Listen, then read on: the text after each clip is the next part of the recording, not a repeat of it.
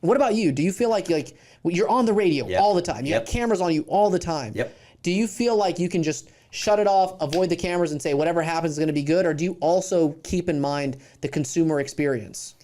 Well, again, I think you have to know who your audience is and be hyper focused on what your content is. So in that way, yes. But while we're on the air, while you and I are talking, I think one of the reasons why I enjoy talking to you so much, I love this kind of relationship. You and I are very different people, business-wise, religious-wise, lifestyle-wise, so different, but respect each other so much. Absolutely. Yet also can hear each other and express differences and learn from each other each and every time we're with each other. And I think that's what you and I do.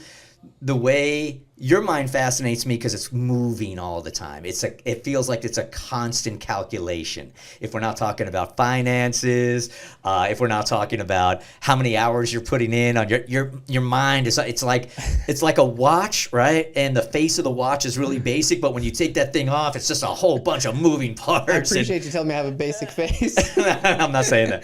No, but even right now, as we're talking about this right now, it's almost like I have timestamps of our entire conversation.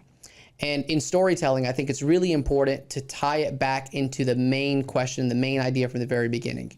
I think it's part of comic genius. The best comedians are the ones that can tell a story throughout their entire skit. They start with some sort of theme, and then they have all these little sort of mini stories along the way. Mm-hmm. And the very last punchline is something related to some of the first words that they talked about. It's the old callback, man. So I have all these timestamps just from our conversation, and I think one of the things I'm actually really good at is tying it all in. Yeah.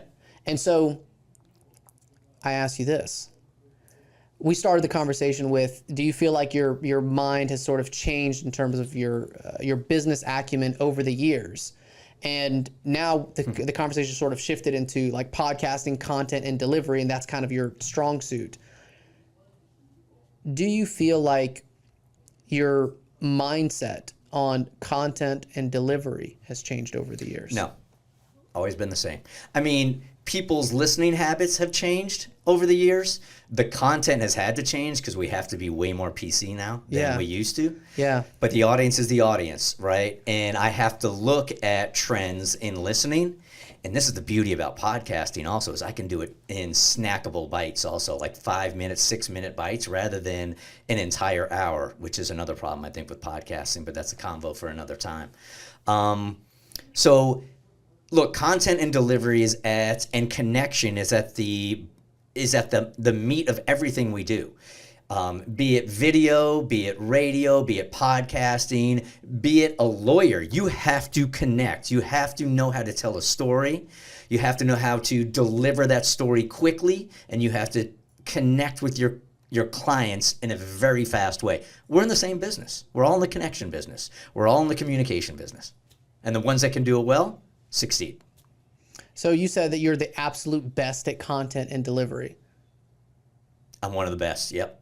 So are there any other people that you aspire to be like, or anyone that you're like, hey, this person kind of motivated me along my journey, or this like, hey, this guy is really, really good at what they do? Sure. I grew up in San Diego, and there was a radio show out there called Jeff and Jer, and I grew up every single morning listening to these guys, and they just had so much fun and enthusiasm with everything they did. And even now when I go back and I listen to old shows of theirs, I want to bring that to our show every single day, that fun and that excitement. I worked with my mentor, and he ended up being a brother to me. Kid Craddock was the most talented guy I have ever worked with in my life. I don't have his talent, but I learned so much from him over the years that I was really lucky to have him in my life for as long as I had. But I also have a tendency to listen to podcasters and listen to talent as a listener of the audience that they are trying to attract. For instance, Call Me Daddy. That podcast is not for me. That is for 22-year-old girls, right? But it is a brilliant podcast for who it is trying to communicate with. And I think there's real beauty in saying, hey, this is not for me, but I understand why it is for you. You got me thinking now that like I'm just recording content just because I like talking to people and I like having conversations, but I don't think I'm intentional about the specific audience I'm shooting after on podcasting or YouTube or anything like that. I have my business content where it's like, hey, I need clients to hire me when they're in an accident, and I have all this marketing and advertising budget, but I treat podcasting and YouTube kind of just like an outlet for creativity, and I really don't care what direction it goes, and I don't even care if you don't listen, you know? I just want to talk. But are you saying that I should be a little bit more intentional with the audience I'm trying to attract and who I'm speaking to? Only you know that, who your audience is. I do know this, that I came in and I was handed a list of questions that you and I were supposed to go over with CEO Lawyer, right? Yeah. And we haven't touched on one of them. And for me, this is a very intriguing, connective conversation. So I'm not sure who your audience is. I know I'm having a blast. You know, I think there is a population of young Muslim and immigrant kids that watch my content and get inspired. That's beautiful. And maybe those are the ones that I'm talking to. And so I feel like I try to keep it PG sometimes, but there is a side of me that's a little bit more, you know, rated R.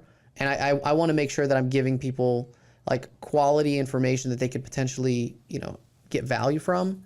But there's also tons of lawyers now. Like, I probably like 50,000 lawyers that follow me. So I feel like, and I don't know all of your formats, so what we're doing right now, does that go into your funnel as the attorney, or is that the funnel building clients? Are you talking to lawyers right now, or are you talking to potential clients?